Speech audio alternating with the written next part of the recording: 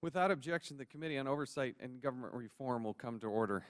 Pursuant to Committee Rule 5B and House Rule 11-2H4, the committee announces that he may postpone further proceedings today on any question of approving any measure or matter or adopting an amendment on which a recorded vote or the yeas and nays are ordered.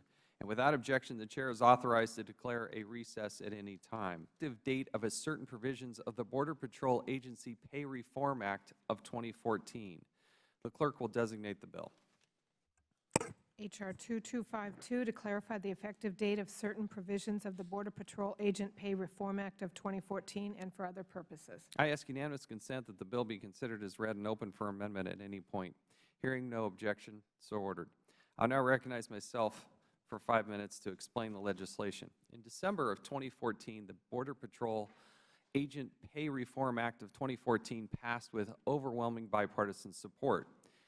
DHS and CBP fundamentally misunderstood the intention of Congress. DHS and CBP made a decision in April which would have required agents to pay back about 4 months of overtime pay. The decision also meant Border Patrol agents would not receive pay for overtime worked between April 19th and May 16th. The technical fix we are considering today will make it clear that agents will continue to receive overtime until the new pay system is fully implemented. I thank Mr. Hurd from Texas for his leadership on this bill, which would ensure Border Patrol agents are treated fairly as they transition to the new pay system. At this point, I would now like to recognize the gentleman from Texas, Mr. Hurd, who's the sponsor of this piece of legislation, and yield time to him. Thank you, Mr. Chairman.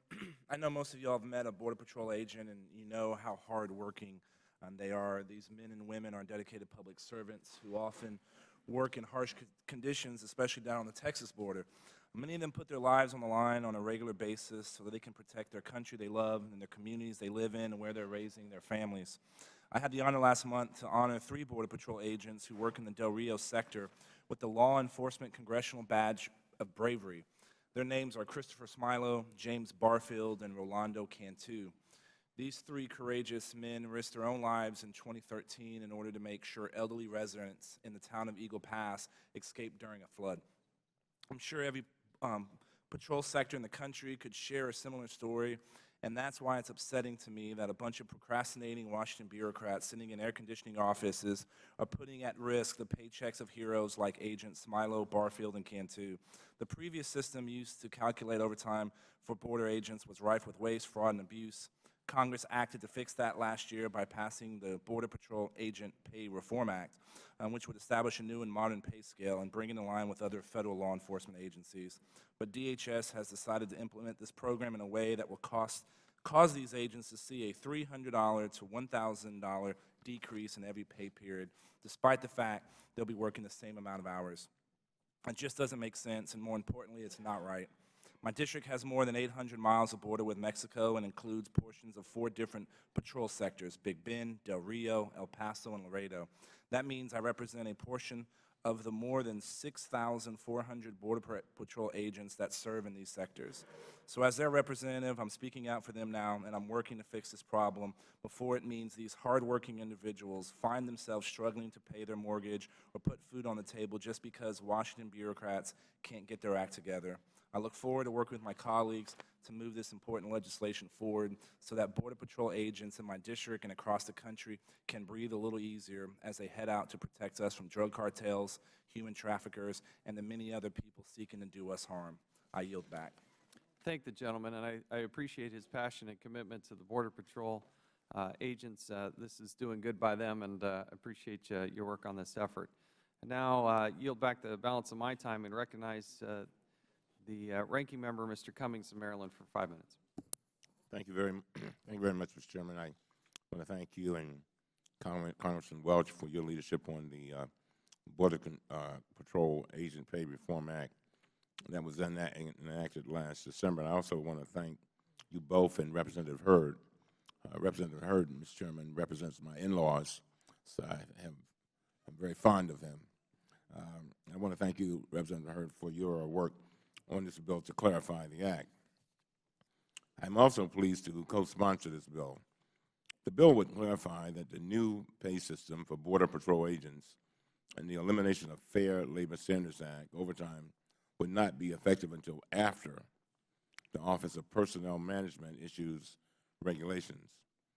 OPM recently advised the Department of Homeland Security that the Act exempted all Border Patrol agents from the FLSA as of the date the bill was enacted.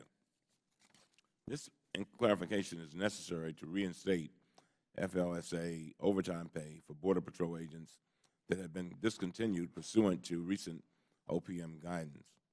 The technical corrections made in this bill have real-life consequences. Under the bill, Border Patrol agents would not have to pay back FLSA payments they received for overtime during the 4 months since the pay reform bill was enacted. DHS estimates that this average is about $1,600 per agent. That's a lot of money. This bill would also enable DHS to provide back pay to Border Patrol agents for 2 pay periods affected by the termination of FLSA pay. Without this legislative fix, the pay for Border Patrol agents would be cut by up to $600 per agent. This is a common-sense bill to correct an unintended consequence of the original act. Our Border Patrol agents dedicate their lives to safeguarding our homeland. I urge my colleagues to join me in supporting this bill, and I would yield to Mr. Welch. Thank you very much. I really appreciate the work of our chairman and ranking member in the leadership of Mr. Hurd. You know, one of the things that I think all of us understand is that no one of us is perfect. We get things wrong, and government's not perfect.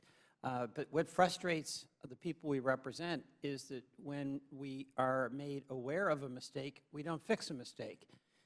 In this case, due to the efforts of Mr. Hurd and the prompt action by Mr. Chaffetz and Mr. Cummings, we're acknowledging that a mistake was made, and we're acting promptly to fix it and to make certain that folks who are doing their job and had no responsibility for the initial mistake are not made to pay consequences that don't really belong to them. So I think this is a good day for the committee. You know, let's make government work. We won't make it perfect, but we can strive for that as our goal. But when there's a mistake, when we can come together and just solve it for the benefit of the people all of us represent, that's a good day and a good day's work. And I'm delighted to be part of it, and I'm very grateful, Mr. Chairman, to you for the spirit of bipartisan cooperation that you've exhibited in this effort. Thank you.